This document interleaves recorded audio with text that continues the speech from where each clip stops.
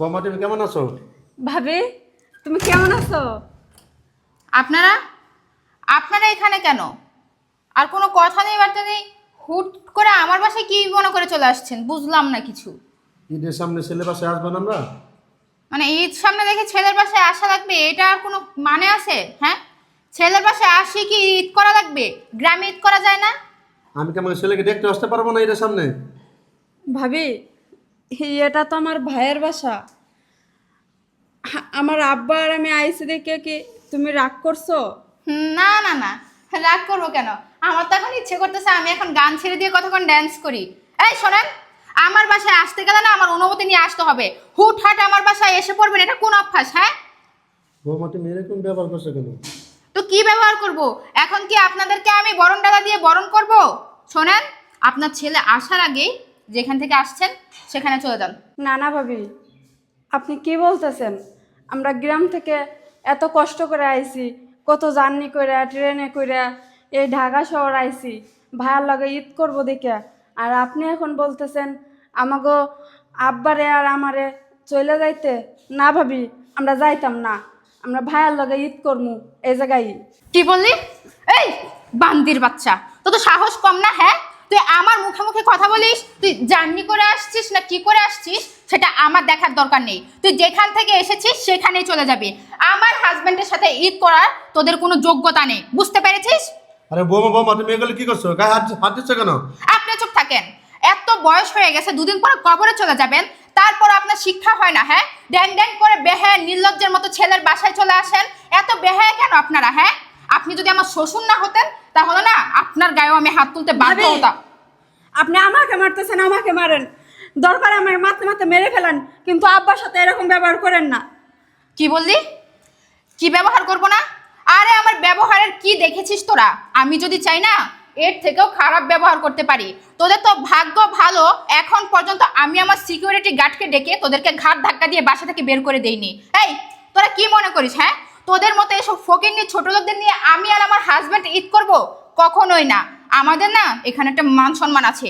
তোদেরকে নিয়ে যদি আমরা ঈদ করি আমাদের মান সম্মান একদম ধুলোয় মিশে যাবে। তাই তোদেরকে নিয়ে আমার পক্ষে আমার বাসায় থাকা সম্ভব না। তোরা কিভাবে এসেছিস দেখ, তোরা দেখলেই আমার মাথা গরম হয়ে যাচ্ছে। আমার বাসা নোংরা করে ফেলছিস তোরা, আমার বাসার পরিবেশ শেষ করে দিচ্ছিস। তুই কি ভেবেছিস তোদের এই পরিবেশে আমি আমার বাসায় রাখবো? কখনোই না। যদি তোরা এই বাসায় থাকিস তোর ভাইয়ের সাথে না আমি আর কখনো সংসার করব না। বৌমা চুপ করো, তুমি এসব কি বলছো? তুমি সংসার কামানো মানে? এসব কথা মুখে আনতে নেই, আল্লাহ নারাজ হবেন। দুষ করেছি আমরা, আমার ছেলেমেয়ে দুষ করে নেই। বৌমা তুমি রাগ করো না, আমরা আমাদের গ্রামে চলে যাচ্ছি। না আব্বা, তুমি এসব কি বলতেছো? আমরা অনেক কষ্ট করে গ্রাম থেকে শহরে আইছি ভাইয়ের সঙ্গে ঈদ করবো দেখে। আবার দাও বাই আবার দাও বাই। আবার দাও আবার দাও ভাইয়ের অ্যাকশন ভাইয়ের সঙ্গে ঈদ করবো দেখে। প্রথম থেকে দাও অ্যাকশন না আব্বা, তুমি এসব কি বলতেছো? আমরা কোথাও যাব না, আমরা গ্রাম থেকে অনেক কষ্ট করে শহরে আইছি ভাইয়ের সঙ্গে ঈদ করবো দেখা। এখন তুমি চলে যাবা মানে? না না, কোথাও যাব না, ভাইয়া আসুক, ভাইয়ের সঙ্গে দেখা করব, ভাইয়া কে বলে এটা শুই না তারপরে ডিসিশন নিব। এখন কোথাও যাব না। আরে মা তুই টেনশন করিস না মা, আমাদের জন্য ওদের সংসার নষ্ট হচ্ছে। আমরা কি চাইনি? বাবা একে চাইবো আমার ছেলে সংসার নষ্ট হোক? তুই চাইবি তোর ভাইয়ের সংসার নষ্ট হোক? চল মা, এটা আমরা গ্রামে চলে যাই, ওখানে আমরা ঈদ করবো।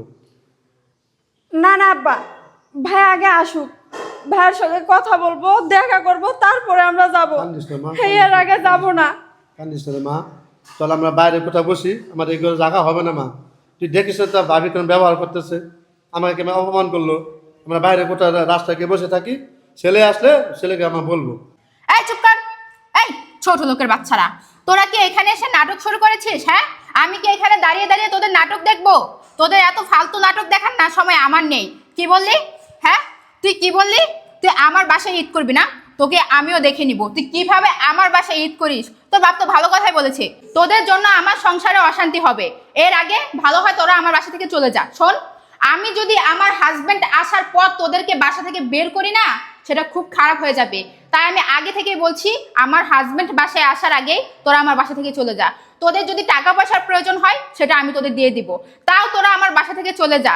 আমার হাজবেন্ড এসে যেন তোদের মুখটা না দেখে। খয়রাতির বাচ্চা, আসছিস তো আমার বাসায় খয়রাতির মতো। দেখ একটা 50 টাকা দামের শাড়ি পরে আমার বাসায় চলে এসেছিস। আমার বাসার কাজের লোকেরাও না এর থেকে দামি পোশাক পরে আমার বাসায় কাজ করে, আর তুই তুই সামান্য একটা 50 টাকা দামের শাড়ি পরে আমার বাসায় চলে এসেছিস। আমার ভাবতেই অবাক লাগছে যে তোদের সাহস কিভাবে হলো, তোরা আমার বাসায় এইভাবে চলে আসিস। এই রাস্তাঘাটে মানুষ দেখলে কি বলবে? হ্যাঁ, কি বলবে? তুই যে আমার হাজবেন্ডের বোন, সেই পরিচয় তো আমি কখনোই দিতে পারবো না। যদি মানুষ জানে যে আমার হাজবেন্ডের বোনের এই অবস্থা, সে তারা এরকম খয়রাতির মতো, ফকিন্নির মতো আমার বাসায় আসছে, তখন তখন কি হবে? শোন, তোদের সাথে এত চিল্লাচিল্লি করতে না আমার ইচ্ছে করছে না, আমার মুডটাই নষ্ট করে দিয়েছিস তোরা। শোনেন, আমি আপনাদেরকে ভালোভাবে বলতেছি, আপনারা আমার বাসা থেকে চলে যান। আপনারা যেখান থেকে আসছেন সেখানে চলে যান। আপনাদের যদি কিছু প্রয়োজন হয় আমি দিয়ে দিচ্ছি, কিন্তু আমার হাজব্যান্ড আসার আগ পর্যন্ত আমি যেন আপনাদের এখানে না দেখি। আপনারা চলে যান এখান থেকে। আচ্ছা বৌমা, ঠিক আছে, তোমার কথা রাখলাম। বৌমা, আজকে তো আমরা রোজা রেখেছি, ইফতারটা করে তারপর যাই। কি বললেন? হ্যাঁ, কি বললেন আপনি? ইফতার করে যাবেন? মানে ইফতারের উসিলায় আপনার ছেলে আসা আগ পর্যন্ত যেন আপনার ছেলের সাথে দেখাটা করে ফেলতে পারেন, তাই না? আর আপনার ছেলে একবার এসে পড়লেই তো সব কিছু শেষ। শোনেন, ইফতার আপনারা রাস্তায় গিয়ে করবেন। দরকার হয় আপনাদের কাছে টাকা না থাকলে আমি আপনাদের টাকা দিয়ে দিব। রাস্তায় বসে বসে ইফতার করে চলে যাবেন, তাও আমার বাসায় ইফতার করা যাবে না। বের হন, বের হন। কি হলো? বের হন, বের হন, বের হন। আরে বাবা, তুমি আইছো? হ্যাঁ বাবা, আমি আসছি। আরে আশিক, তুমি? হ্যাঁ আমি। কি আমাকে দেখে অবাক হয়ে যাচ্ছ? আমাকে দেখে মনে হয় তোমার চোখ কপালে উঠে গিয়েছে? শোনো, আমি কখন আসছি সে জবাব আমি তোমাকে পরে দিচ্ছি। তার আগে বলো, এখানে এত চিল্লাচিল্লি কেন হচ্ছে? আরে কিসের চিল্লাচিল্লি? কই চিল্লাচিল্লি? কোনো চিল্লাচিল্লি তো হয়নি। এই, তুই আবারও মিথ্যা কথা বলে যাচ্ছিস। এই, তুই কি ভেবেছিস আমি কোনো কিছু শুনতে পারিনি? আমি দরজার আড়াল থেকে দাঁড়িয়ে দাঁড়িয়ে সব কিছু শুনেছি। আরে আমার বাবা, আমার বোন, তারা গ্রাম থেকে এসেছে। তারা কি জন্য গ্রাম থেকে এসেছে? সামনে ঈদ, তারা আমার সাথে ঈদ উদযাপন করবে, এর কারণেই তো গ্রাম থেকে আমার কাছে আসছে। কিন্তু তুই তুই তাদের সাথে এরকম খারাপ ব্যবহার কেন করলি? কেন তাদের সাথে খারাপ ব্যবহার করলি? দেখো আশিক, আমি তো ওদের সাথে খারাপ ব্যবহার করিনি। ওদেরকে আমি ভালো ভালো বলতেছিলাম, কিন্তু চুপ থাক। তোর মুখ থেকে আর একটা কথাও না আমার শুনতে ইচ্ছা করতেছে না। তুই এখন কি বলবি সেটা আমার খুব ভালো করে জানা হয়ে গেছে। তুই এখন এটাই বলবি, আমার বাবা আর আমার বোন তারা আসছে, তারা বলতেছিল চলে যাবে, তুই তাদেরকে আটকাছিস, তাই তো বলবি, তাই না? বৃষ্টি, তুই হয়তো বা ভুলে গেছিস এখন 5টা বাজে, আমার অফিস থেকে আসার সময় হয়ে গেছে। আমি অফিস থেকে এসে দরজার সামনে যখন দাঁড়ালাম না, তখনই ভিতর থেকে চিল্লাফালার আওয়াজ শুনতে পেলাম। আমার বাবার কণ্ঠ শুনে আমার হৃদয়টা কেঁপে উঠেছিল। আমি ভেবেছিলাম আমার বাবা আসছে, আমার বাবার সাথে আমি ঈদ উদযাপন করব, আমার ছোট বোন আসছে, তাদের সাথে আমি ঈদটা কাটাবো। কত স্বপ্ন দেখেছিলাম, কিন্তু তুই আমার স্ত্রী, আমার বাবা, আমার বোনের সাথে যে এমন খারাপ ব্যবহার করবি, বিশ্বাস কর, এটা না আমি কখনো বিশ্বাস করিনি। কিভাবে বিশ্বাস করব?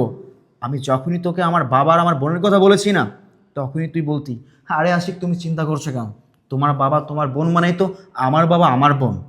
কতই না নাটক করেছিস, বাহ কত সুন্দর নাটক জানিস তুই। বিশ্বাস কর, আমি যদি আগে জানতাম না তুই এত সুন্দর নাটক করতে পারিস, আমি তোকে মিডিয়াতে চান্স করে দিতাম, এতদিনে খুব ভালো পর্যায়ে যেতে পারতি। এই, তুই আমার বাবার সাথে খারাপ ব্যবহার কেন করলি? তুই জানিস আমার লাইফে আমার বাবার অবদান কত? আর এটা আমার সেই বাবা, যে বাবা আমাকে নিজে না খাইয়ে আমাকে খাইয়েছে। এই যে আমার বোনকে দেখতে পাচ্ছিস, আমার এই বাবা আমার এই বোনকে লেখাপড়া করায়নি, আমাকে লেখাপড়া করিয়েছে।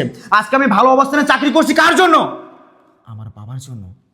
আমার বাবা যদি নিজে না খাইয়ে, নিজে না পড়ে, আমাকে না পড়াতো, আমাকে না খাওয়াতো, আমাকে লেখাপড়া না করাতো, তাহলে আমি আজকে এমন পর্যায়ে এমন ভালো চাকরি কখনোই করতে পারতাম না।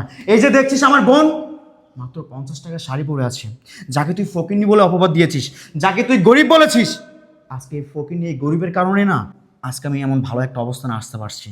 এই জানিস বাবা শব্দের অর্থ কি? বাবা হচ্ছে বটবৃক্ষের ছায়ার মতো, যারা রোদে পুড়ে সন্তানদেরকে বুকে আগলে রাখে। একটা অন্ধকার ঘরে যখন একটা মোমবাতি জ্বালানো হয় না, সেই ঘরটা তখন আলোয় আলোকিত হয়ে যায়। কিন্তু যখন মোমবাতিটা বন্ধ হয়ে যায়, ঠিক তখন ওই ঘরটাও অন্ধকার পরিণত হয়ে যায়। ঠিক তেমনি একটা সন্তানের জীবনে যখন বাবা নামক শব্দটা মুছে যায় না, তখন থেকে সেই ছেলেটার জীবনটাও অন্ধকারে পরিণত হয়ে যায়। আমার বাবা থাকার পরেও আমি আমার বাবার ভালোবাসা পাচ্ছি না এখন। কেন পাচ্ছি না? শুধুমাত্র তোর জন্য। এই, তোকে যখন আমি বিয়ে করেছিলাম তখন কিন্তু তোকে বলেছিলাম না আমার গ্রামে আমার বাবা আছে, আমার ছোট বোন আছে। আমার চাকরির 2 থেকে 3 মাস পরে আমার বাবা আমার বোন আমার ফ্ল্যাটে আসবে। তুই কি বলেছিলি? হ্যাঁ আসুক, সমস্যা নাই। কিন্তু আমার বাবা আমার বোন তারা 2-3 মাস পর আসতে পারেনি। তারা তো গ্রামে কৃষিকাজ করে, তাদের তো কৃষিকাজ করতে হয়। শোন, যারা কৃষিকাজ করে না তাদেরকে আমার সম্মান করা উচিত। আর সব থেকে বড় কথা, উনি হচ্ছেন আমার বাবা, ওনাকে তোর সম্মান করা উচিত ছিল, তার সাথে ভালোভাবে কথা বলা উচিত ছিল তোর। কিন্তু তুই তাদের সাথে ভালোভাবে কথা বলিসনি, তাদেরকে আপ্যায়ন করিসনি। বাবা, তুমি আমাকে মাফ করে দিও বাবা। আজকে তোমার সন্তানের বাসায় এসে, তোমার ছেলের বাসায় এসে তোমার ছেলের বউয়ের কাছে তোমার অপমান হতে হচ্ছে, তোমাকে লাঞ্ছিত হতে হচ্ছে। প্লিজ বাবা, তুমি আমাকে মাফ করে দিও। বিশ্বাস করো বাবা, আমিও কখনো বিশ্বাস করতে পারিনি, আমি কখনো কল্পনাও করতে পারিনি যে আমার স্ত্রী তোমার সাথে এমন খারাপ ব্যবহার করবে, যে আমার স্ত্রী তোমাকে বাসা থেকে দূর দূর করে তাড়িয়ে দিবে। এই শোন, তোকে আমি সাফ সাফ একটা কথা বলে রাখছি, এই বাড়িতে যদি থাকতে হয় আমার বাবা থাকবে, এই বাড়িতে যদি থাকতে হয় আমার বোন থাকবে। এই বাড়িতে তোর মতো কান লাগিনি বিশ্বাসঘাতকের কোনো স্থান নেই। যে নারী আমার বাবাকে সম্মান করতে জানে না, যে নারী আমার বোনকে শ্রদ্ধা করতে জানে না, ওইরকম নারীর সাথে আমি এক ছাদের নিচে বসবাস করব না। তুই এই মুহূর্তে আমার বাসা থেকে বের হয়ে যাবি। আচ্ছা বাবা, এমন কাজ করিস না, বৌমা হচ্ছে ঘরের লক্ষ্মী। বাবা, তুমি কার নামে কি বলতেছো? তোমার যে বৌমা তোমাকে অপমান করতেছিল তুমি তার নামে সুনাম করতেছো? তোমার যে বৌমা তোমাকে বাড়ি থেকে বের করে দিচ্ছিল তুমি তাকে আটকাচ্ছ? না বাবা, এমন বউয়ের আমার দরকার নেই। যে বউ কিনা আমার বাবার সাথে খারাপ ব্যবহার করে, যে বউ কিনা আমার বাবাকে সম্মান করতে জানে না, ওইরকম বউর সাথে আমি সংসার করতে চাই না। আর এই যে এই কাল লাগিনি, তোকে বলছি, শুনতে পারছিস এই লোকটা কি বলেছে? এই লোকটি এই কথাটা বলতেছে তোকে এই বাড়ি থেকে বের না করার জন্য। যে লোকটিকে তুই এতক্ষণ অপমান অপদস্থ করেই যাচ্ছিলি, সেই লোকটি তোকে এই বাসাতে রাখতে বলতেছে। একটাবার চিন্তা করে দেখেছিস কোন মানুষটার সাথে তুই খারাপ ব্যবহার করেছিলি? হ্যাঁ, আমি ভুল করে ফেলছি। আশিক, তুমি আমাকে এবারের মতো মাফ করে দাও। তুমি তো আমার ব্যাপারে সব কিছুই জানো। আমি ছোটবেলা থেকে কখনো বাবা মার কথা শুনিনি, তাদের মুখে মুখে সবসময় তর্ক করে গেছি। কখনো তারা যেটা বলেছে সেটা করিনি, নিজের ইচ্ছায় চলেছি।